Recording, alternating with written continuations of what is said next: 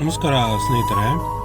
ನಾವು ನಮಗೆ ದೇವರು ಕೊಟ್ಟ ಎಲ್ಲ ಅಂಗಾಂಗಗಳು ಅಂದರೆ ಈಗ ಅದರಲ್ಲಿ ಕೈಗಳು, ಕಾಲುಗಳು ಮತ್ತು ನಮಗೆ ಮನುಷ್ಯನ ಕೊಟ್ಟಿರೋ ಕಣ್ಣುಗಳು, ಕಿವಿಗಳು, ಮೂಗು ಇದನ್ನೆಲ್ಲ ನಾವು ಸರಿಯಾಗಿ ಉಪಯೋಗಿಸ್ತಾ ಇರ್ತೀವಿ ಎಲ್ಲರೂ. ಆದರೆ ನಮ್ಮ ತಲೆ ಒಳಗಡೆ ಮೆದುಳು ಏನಿದೆ ಅದನ್ನು ಮನುಷ್ಯ ಕಮ್ಮಿಯಾಗಿ ನಾವು ಉಪಯೋಗಿಸ್ತೇವೆ. ಅದನ್ನು ನಾವು ಕಮ್ಮಿಯಾಗಿ ಉಪಯೋಗಿಸ್ತೇವೆ.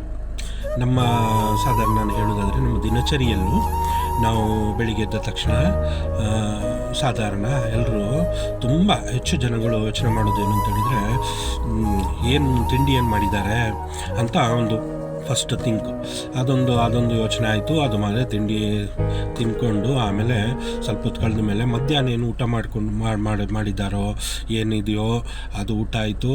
ರಾತ್ರಿ ಮತ್ತು ಅದು ಸ್ವಲ್ಪ ಅದು ಹರಟೆ ಹೊಡ್ಕೊಳ್ಳೋದು, ಅದು ಮೊಬೈಲ್ ರೀಲ್ಸ್ ಅದು ಇದು ನೋಡ್ಕೊಳ್ಳೋದು, ಮತ್ತು ಬೇಡದ್ದೆಲ್ಲ ಮಾತಾಡಿ ಮುಗಿಸಾಯಿತು, ಎಲ್ಲ ಆಯಿತು. ಇನ್ನು ರಾತ್ರಿ ಊಟದ್ದಾಯಿತು, ಮತ್ತು ನಾವು ದಿವಸ ಕಳ್ಕೊಳ್ಳೋದು. ಈ ಥರ ದಿವಸ ಕಳ್ಕೊಳ್ಳೋ ಜನಗಳು ಇದ್ದಾರೆ ಸ್ನೇಹಿತರೆ. ಇದು ನಾನು ಹೇಳಿ ಬರುವ ವಿಷಯ ಅಂತ ಹೇಳಿದರೆ, ನಮ್ಮ ಮೆದುಳಲ್ಲಿ ತುಂಬ ಶಕ್ತಿ ಅಡಗಿರುತ್ತದೆ ಮನುಷ್ಯದು. ಅದನ್ನು ನಾವು ಉಪಯೋಗಿಸಲು ಸಾಧ್ಯ ಎಷ್ಟಾಗ್ತದೆ ಅಷ್ಟು ಮಾತ್ರ ಜನ ಉಪಯೋಗಿಸ್ತಾನೆ. ಅದನ್ನು ಉಪಯೋಗಿಸಿದಾಗ, ಸರಿಯಾಗಿ ನಾವು ಅದನ್ನು ಉಪಯೋಗಿಸಿದಾಗ ನಮ್ಮಲ್ಲಿರುವ ತುಂಬ ಕಷ್ಟ ತಾಪತ್ರಗಳು ಎಲ್ಲವೂ ಮಾಯವಾಗ್ಬಿಡ್ತದೆ. ಸರಿಯಾಗಿ ಉಪಯೋಗಿಸಿದಾಗ ಅದೆಲ್ಲ ಮಾಯವಾಗ್ತದೆ. ಕಷ್ಟ ಎಂಬುದು ಮನುಷ್ಯದಲ್ಲಿ ಇದೆ. ಮನುಷ್ಯನಲ್ಲಿ ಕಷ್ಟ ಇರಬೇಕು. ಕಷ್ಟ ಇದ್ರೇ ಮನುಷ್ಯ ಬೆಳೆಯೋದು. ಆದರೆ ಆ ಕಷ್ಟವನ್ನು ಎದುರಿಸುವ ಶಕ್ತಿ ಇದರಲ್ಲಿದೆ. ಯಾವುದರ ಒಳಗಡೆ ಇದೆ? ಇದರ ಒಳಗಡೆ ಇದೆ ಸ್ನೇಹಿತರೆ. ಅದನ್ನು ಉಪಯೋಗಿಸದೇ ಇರುವಾಗ ತುಂಬ ಕಷ್ಟಗಳು ನಾವೇ ಹುಟ್ಟು ಹಾಕ್ಕೊಳ್ತೀವಿ. ನಾವೇ ಆ ಕಷ್ಟಗಳನ್ನು ನಾವು ಹುಟ್ಟಿ ಹಾಕ್ಕೊಂಡು ಮತ್ತೆ ನಾವು ದೇವರ ಮೇಲೆ ಹಾಕ್ತೀವಿ. ಮನುಷ್ಯ ದೇವರು ನಮ್ಗೆ ಏನು ಕಷ್ಟ ಕೊಟ್ಟಿದ್ದಾನೋ, ಏನು ಪರೀಕ್ಷೆ ಮಾಡ್ತಾ ಇದ್ದಾನೋ, ಅಯ್ಯೋ ಏನು ಮಾಡ್ತಿದ್ದಾನೋ ಅಂತ ದೇವರು ನಮಗೆ ಪರೀಕ್ಷಿಸ್ತಾನೆ. ಹೌದು, ಸತ್ಯ. ದೇವರು ನಮ್ಮನ್ನು ಪರೀಕ್ಷಿಸುತ್ತಾನೆ.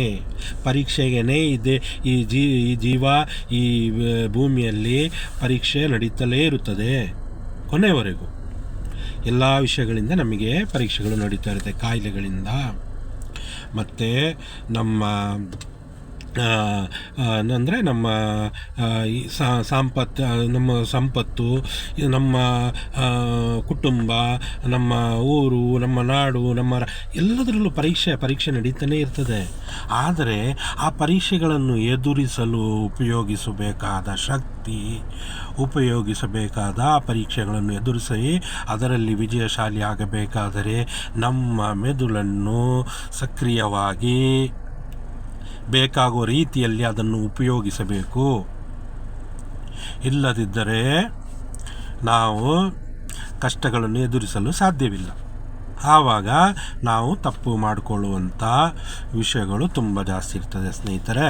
ಅದನ್ನು ನಾನು ಮುಂದಿನ ಭಾಗಗಳಲ್ಲಿ ಮಾತಾಡ್ತೇನೆ. ಅದರಲ್ಲಿ ಈಗ ತಿಳಿಯಬೇಕಾಗಿದ್ದು ಏನು ಅಂತ ಹೇಳಿದರೆ, ಆದಷ್ಟು ತಲೆ ಒಳಗಿಡಿರುವ ಮೆದುಳನ್ನು ಉಪಯೋಗಿಸಿ. ಆಗ ನಮಗೆ ಎಲ್ಲ ನಮ್ಮ ಅಕ್ಕಪಕ್ಕದಲ್ಲಿರುವವರು ಮತ್ತು ಇರುವ ಎಲ್ಲ ವಸ್ತುಗಳು, ಎಲ್ಲ ಜನಗಳು, ಎಲ್ಲ ವಿಷಯಗಳು ನಮಗೆ ಕ್ಲಿಯರ್ ವಿಷನ್ ಏನು ಹೇಳ್ತಾರೆ, ಕ್ಲಿಯರಾಗಿ, ಶುದ್ಧವಾಗಿ ನಮಗೆ ಅರ್ಥ ಮಾಡಲು ಸಾಧ್ಯವಾಗ್ತದೆ ಸ್ನೇಹಿತರೆ. ನಮಸ್ಕಾರ. ಆರೋಗ್ಯದ ಕಡೆ ಗಮನ ಕೊಡಿ ಸ್ನೇಹಿತರೆ. ಸಂತೋಷವಾಗಿರಿ.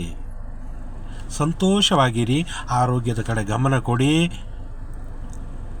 ದೇವರೆಲ್ಲರನ್ನು ಒಳ್ಳೇದು ಮಾಡಲಿ ಸ್ನೇಹಿತರೆ. ಮುಂದಿನ ಭಾಗದಲ್ಲಿ ಮಾತಾಡ್ತೀನಿ.